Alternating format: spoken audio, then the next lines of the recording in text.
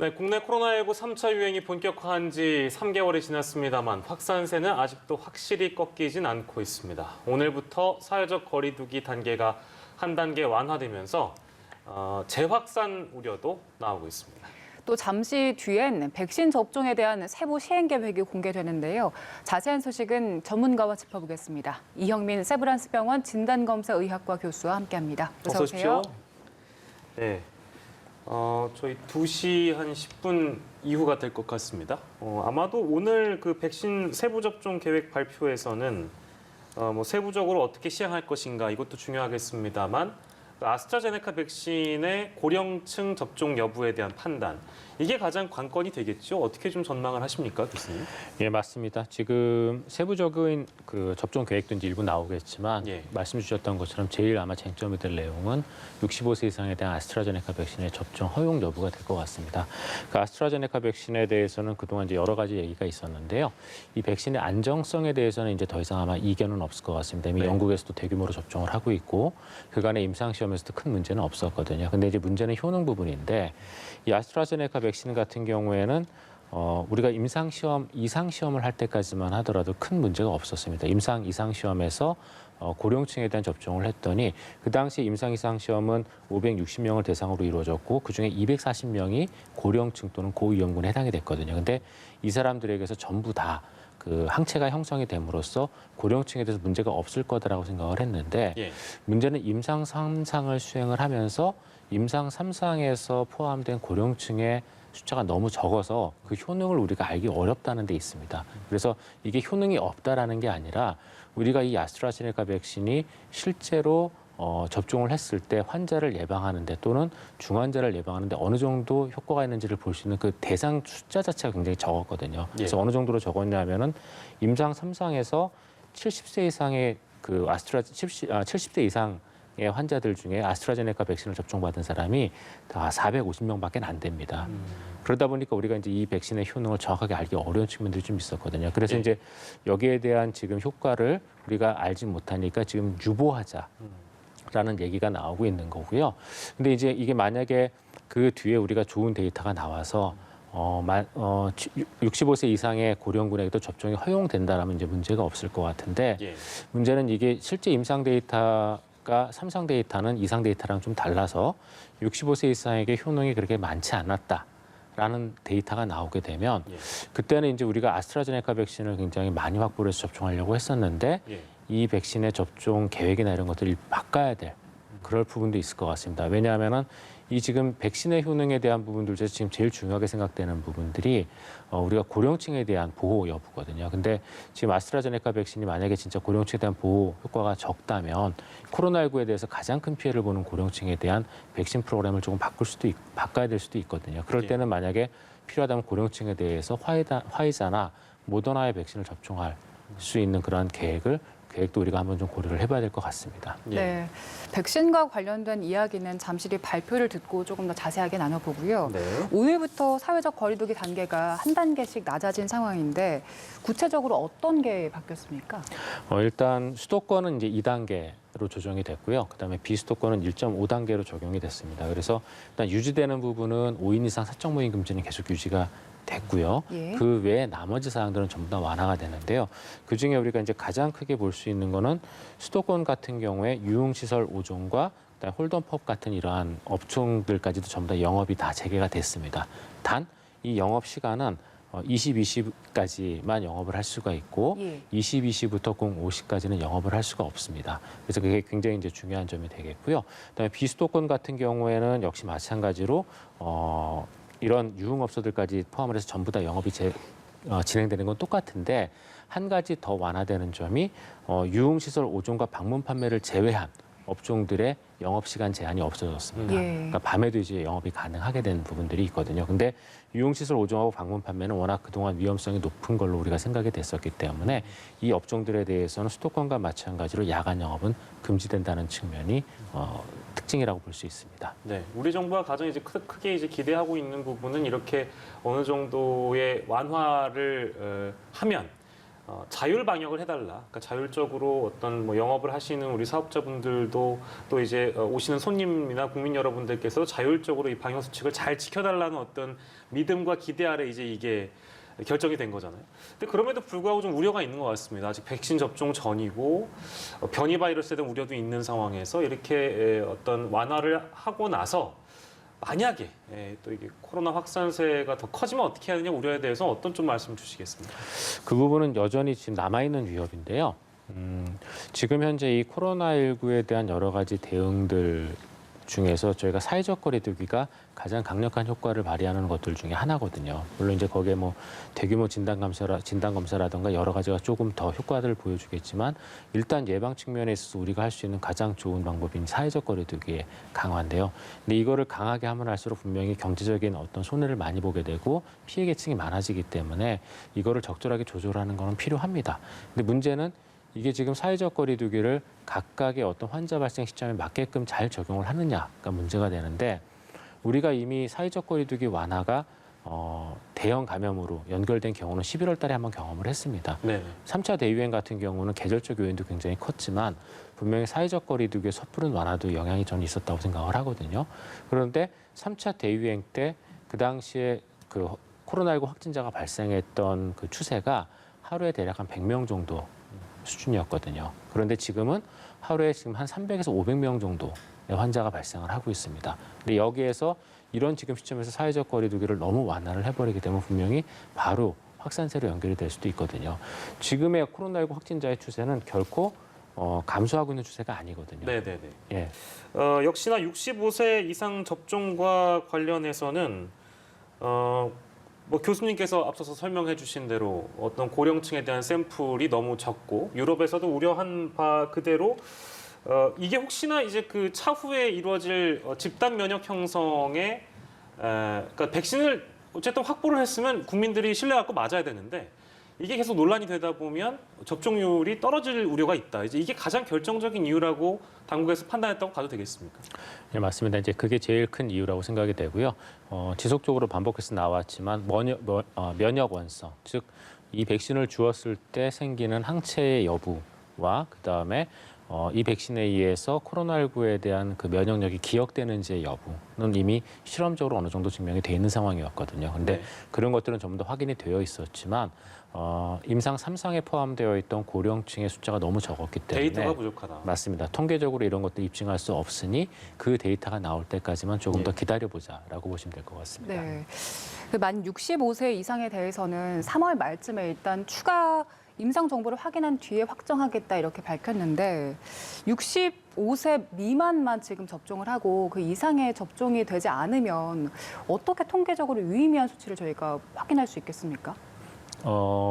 통계적으로 유의미한 수치라는 거는 그 아까 말씀드렸던 임상 시험에서 이제 통계적인 것들을 얘기를 하는 거고요. 그래서 그런 것들을 보완하기 위한 그 연령층의 어떤 배분이나 이런 것들을 포함을 시켜서 지금 시험하고 있는 걸로 알고 있습니다. 저희가 이 아스트라제네카 같은 경우에는 고령층이 굉장히 적지만 상대되는 그 mRNA 백신인 그 화이자나 모더나 백신 같은 경우에는 60세 이상의 고령층이 거의 40%까지도 포함이 됐었거든요. 그러니까 이런 식의 연령에 따른 포함을 시켰었어야 되는데 이 부분에서 사실은 아스트라제네카가 이제 일부 실수한 측면이 있었던 것들이었거든요. 그래서 이런 부분들까지 포함한 데이터가 나오면 이제 우리가 확인이 가능할 거고요.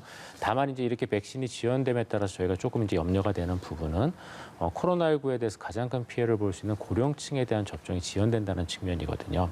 그래서 지금 보시면 이 아스트라제네카 백신 예방 접종 대상군에 요양병원, 요양시설에 입소자, 65세 미만 입소자, 근무자가 포함되어 있습니다. 근데 이렇게 이제 한 이유는 이러한 요양시설에 근무하는 사람들, 특히 이제 시설 근무자들을 통한 전파 같은 것들을 좀 차단하기 위해서 이분들이라도 좀 먼저 일부 맞춰보자라는 계획이 들어가 있는 걸로 생각이 되고요. 예. 그러면서 동시에 이제 이러한 요양시설에서의 그 선제적 진단 검사를 병행을 하면서 피해를 최소화하면서 구체적인 데이터가 나올 때까지 기다려보겠다라는 것으로 보입니다. 근데 만약에 그 통계적인 유의성이 확보되지 않으면 그 다음에 어떻게 하겠냐? 네네네. 그때는 저희가 어쩔 수 없이 mRNA 백신을 맞출 수밖에 없을 것 같고요. 왜냐하면 mRNA 백신이 고령층에 대한 효과는 좀 더 뛰어난 걸로 되어 있거든요. 예. 그래서 mRNA 백신 중에서 지금 국내에 도입되기로 되어 있던 게 이제 5월 달에 그 모더나의 백신이 예상이 되어 있습니다. 예. 그래서 그 백신이 계획대로 들어온다면 아마 그 백신을 이용한 고령층 접종 저희가 하면 될 것 같습니다. 예, 시간을 두고 아무튼 판단하겠다는 얘기인 것이고 아무튼 임시적으로 좀 보류가 된 그런 상황이라고 볼 수 있겠는데 앞서서도 저희 취재기자랑 짚어봤습니다만 식약처에서는 65세 이상 접종은 이제 승인을 하겠다. 다만 이제 현장에서 의사가 어떤 환자의 상황에 따라서 판단을 하는 것을 권고한다라고 얘기를 했습니다. 근데 지금 이제 질병청 즉 예방 접종 대응 추진단의 결론은 식약처의 결론과 같다고 봐야 될까요? 좀 다르다고 봐야 될까요? 일단은 크게 다르지 않다고 보시는 게 맞을 것 같은데요. 일단 백신의 효능이나 또는 대상군에 대한 제한을 결정한 것은 아니고 데이터가 부족하다는 측면에서의 접종 제한이기 때문에 그 데이터가 나오면 맞출 수 있다라고 우리가 보시면 될 것 같습니다. 예, 알겠습니다. 저희 백신은 여기서 좀 마무리를 해보고요. 앞으로 2주 동안에 이제 백신 접종 전까지 확진자 수가 얼마나 나오냐 이 상황이 우리 코로나19 대응을 판가름할 수 있는 중요한 기점이 될 텐데 그런데 연휴 동안 발생했던 감염이 이제 2주 동안 밝혀지지 않겠습니까? 그런데 제주도에 다녀오신 분들이 이제 설 연휴 동안 15만 명이 넘었습니다. 그리고 주 관광지를 보니까 거리 두기가 거의 잘 지켜지지 않더라고요.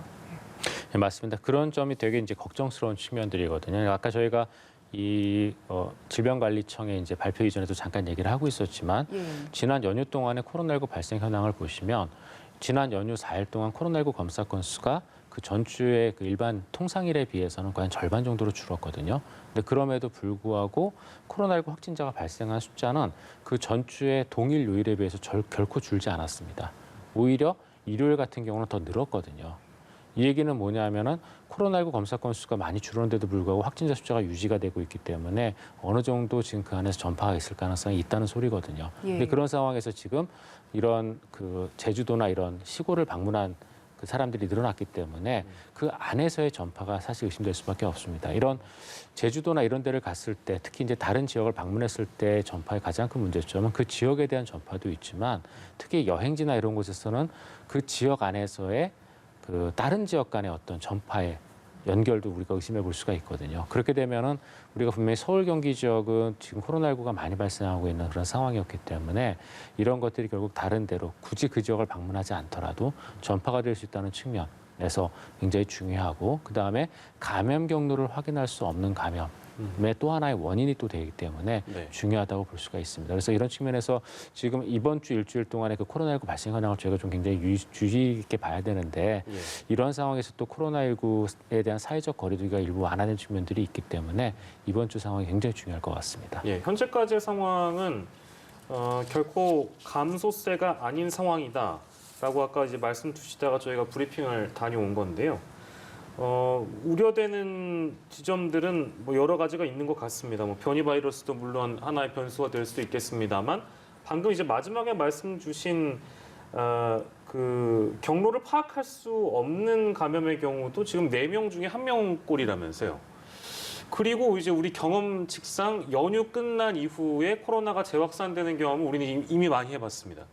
이 때문에 이 거리두기 단계에 대한 단계가 낮아지고 영업 제한을 완화를 한 것에 대해서 뭐 여러 가지 좀 우려의 목소리가 나오고 있는 상황이라서 아까 브리핑 들어가기 전에 제가 질문을 드렸다가 끊겼기 때문에 제가 다시 좀 드리겠습니다. 어떤 말씀 좀 주시겠습니까? 이 사회적 거리두기에 대해서는 저희가 이제 지난 11월 달에 비해서 지금 상황을 비교를 해보면은 좀 더 강화된 점은 지난 11월 달에는 1단계까지 내려갔었지만 지금은 아직까지 2단계와 1.5단계를 유지하고 있다는 측면.